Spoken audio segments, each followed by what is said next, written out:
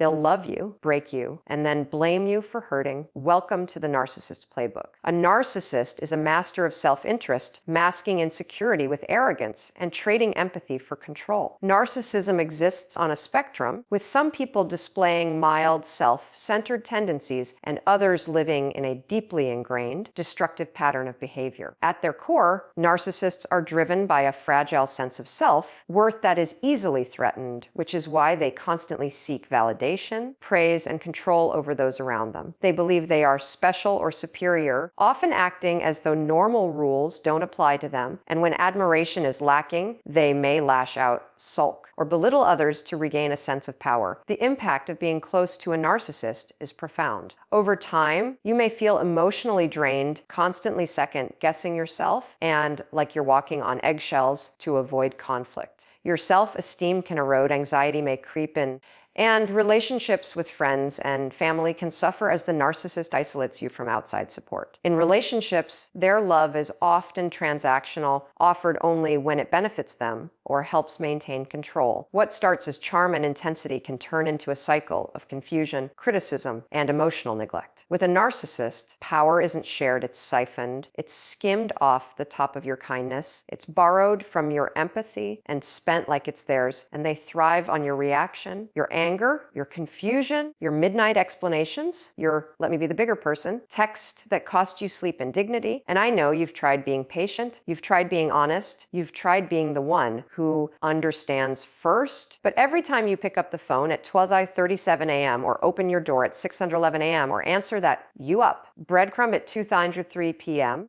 in the Target parking lot, you're not being kind, baby. You're staying on the hook. And then one day, not from weakness, but from awakening, you wake up too tired to fight and even more tired of your own self-betrayal, and you drop the rope you've been burning your hands on, and the silence that follows isn't empty, it's holy. They don't see it coming because they expect drama. They rehearse for your rage. They know how to bait your explanations and twist your clarity. They have a script for every argument, except the one where you don't show up to the stage, and what they can't hold is indifference. What they can't manipulate is distance. What they can't decode is your calm. So you become the quiet they can't conquer, the slow breath they can't speed up, the pause they can't fill, and that's when the power dynamic tilts under their feet like a floor you finally stop standing on. It changes when you stop engaging their version of the story, when you stop accepting blame that doesn't belong to you, when you stop letting them rewrite Tuesday into Sunday and hurt into you're overreacting, when you stop trying to prove the past to someone invested in denying it. You don't have to scream, you don't have to bullet point the evidence, you don't have to win the debate club you never signed up for. You just stop participating in a game that was costing you your sanity and your sleep and your softness. They'll call it abandonment, they'll call it betrayal, they'll call you cold or heartless or selfish, because the minute you stop donating your energy, they call you stingy. But don't confuse their outrage with truth. You're not abandoning them. You're rescuing yourself. And yes, they will test you with a stranger, a memory from that 4th of July road trip, a song link that used to be yours, an apology so vague it could fit on a billboard. And when you don't bite, when you don't explain, when your thumbs hover and then choose not to type, that's when it lands for them. Your mind is gone, your heart is gone, your energy is gone, and they can no longer reach what's already home. Clarity is the quiet weapon they can't pick up and use on you. Clarity doesn't shout, it doesn't beg, it doesn't perform.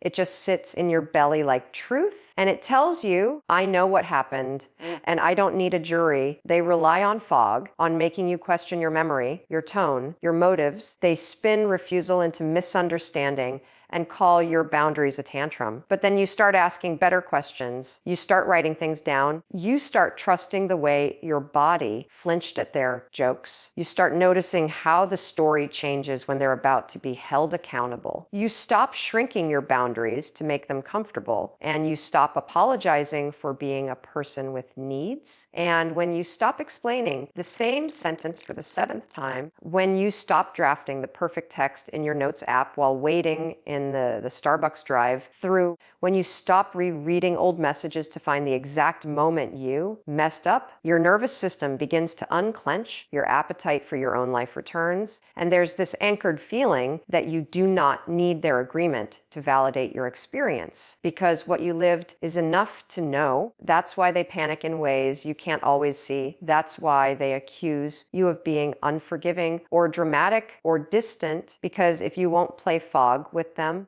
they have to stare into their own emptiness, and that's a mirror they avoid at all costs. They will double down, my love. They will love bomb with grand gestures and playlists and promises that sound like they hired a screenwriter. They will guilt trip with. After everything I did for you, they will nostalgia bait with photos from that fall weekend in Vermont. They will recruit a chorus of mutuals and concerned friends. They will swing from passive aggression to full on rage like it's a trapeze act. But you won't be dizzy anymore because your feet are on the ground now, because your boundary is backed by self-worth and not by fear, because a closed door is a complete sentence and you learn to speak it without shaking, without responsibility becomes your turning point. Not the kind where you take the blame for what isn't yours, but the kind where you take your life back for real. You stop managing their moods like it's your job. You stop tiptoeing on eggshells you didn't break. You stop contorting into a version of yourself you don't recognize just to keep the peace. You say this part is mine and the rest is not, and you don't carry what is not yours to carry anymore. You stop outsourcing your self-worth to their approval ratings. You stop refreshing their emotions like a weather app. You write your story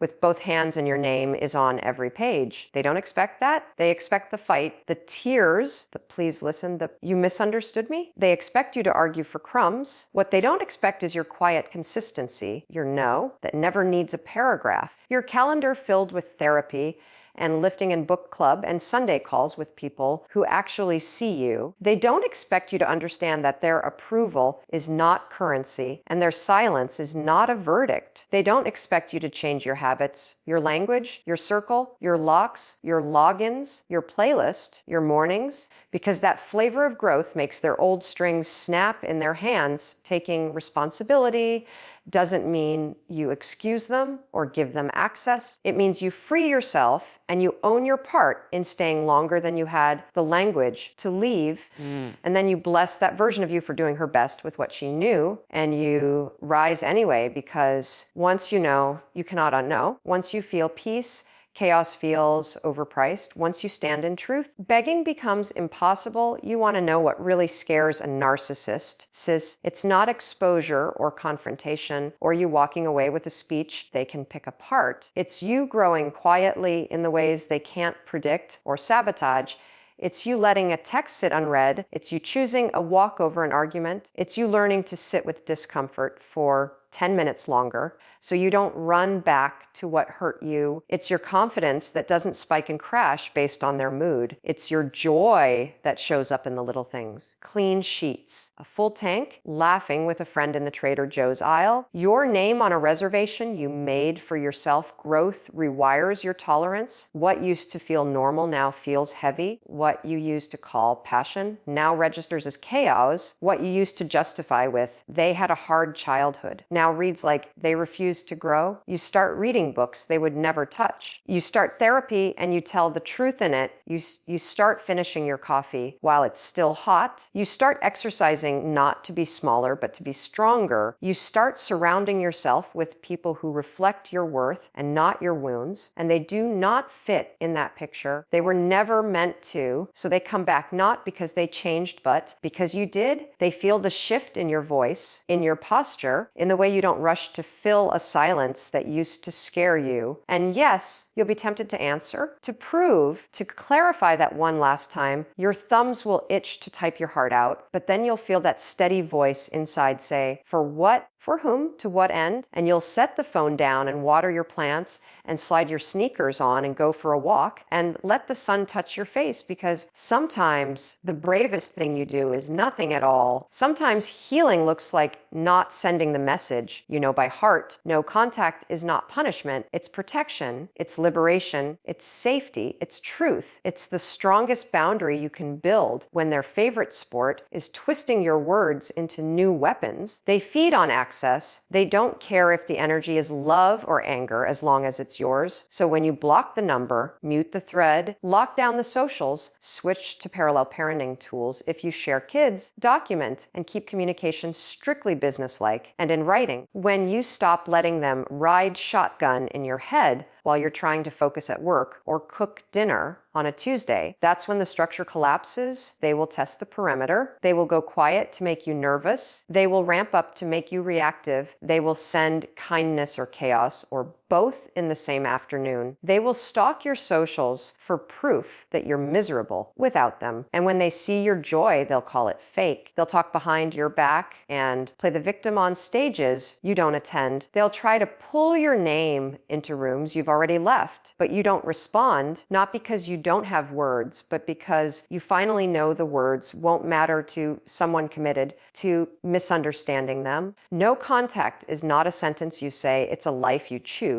And then the quiet starts to feel like freedom. The mornings stop feeling like dread. Your phone becomes a tool again and not a threat. You stop checking for landmines in every notification. Your sleep deepens. Your skin clears. Your laugh returns. You remember the music you love. You go to the gym because you like how strong your legs feel carrying you up the stairs. You grocery shop without bracing for an interrogation about your receipt. You take the long way home just because the sunset is doing the most. You realize you're not rebuilding to prove anything to anyone. You're rebuilding because this is your one life and you deserve to live it unshaken. Peace isn't boring. Peace is power. Peace is a discipline. Peace is a boundary. Peace is that space between their message and your choice not to answer. Peace is that moment at your kitchen sink when you finally unclench your jaw. Peace is you at the park watching the sky while the world keeps spinning. Peace is the new standard, and anything that disturbs it starts to feel too expensive. You tally the true cost of the chaos, the years you were too much for wanting honesty, the times you swallowed your gut because you were labeled dramatic, the birthdays you dimmed, the holidays you cried in the bathroom, the way you watered yourself down to keep the peace that never arrived. And once you see it, you stop paying with your soul. So you stop explaining,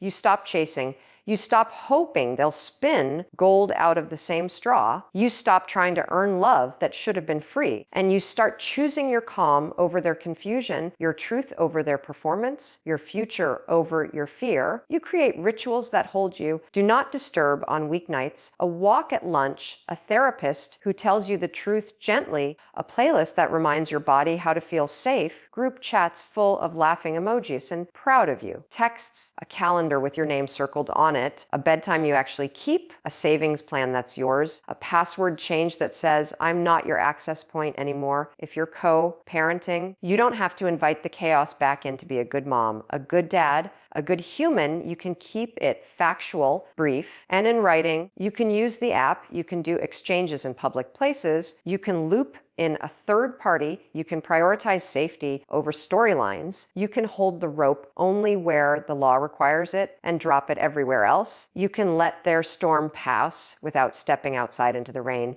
And when that wobble hits, because it will, the day you miss them or miss who you thought they were or miss the version of you that tried so hard, remember this missing is not a mandate. Nostalgia is not a contract. Feelings are not facts. And you are allowed to grieve and still not go back. You are allowed to cry in your car and still keep the boundary. You are allowed to want closure and still choose silence. You are allowed to love who you were and still refuse to abandon who you're becoming. Listen to me. Friend, your life is not a courtroom and your heart is not a crime scene. You don't need evidence to be free. You need permission, and it has always been yours to give. You don't need them to see your worth. You need you to stand in it. You don't need to perform strength. You need to protect your peace like your future depends on it, because in so many ways it does. And the more you choose it in the small moments, the pause, the breath, the no, the walk, the block, the journal page, the call to the friend who reminds you who you are, the more your life starts to mirror the calm you were brave enough to claim.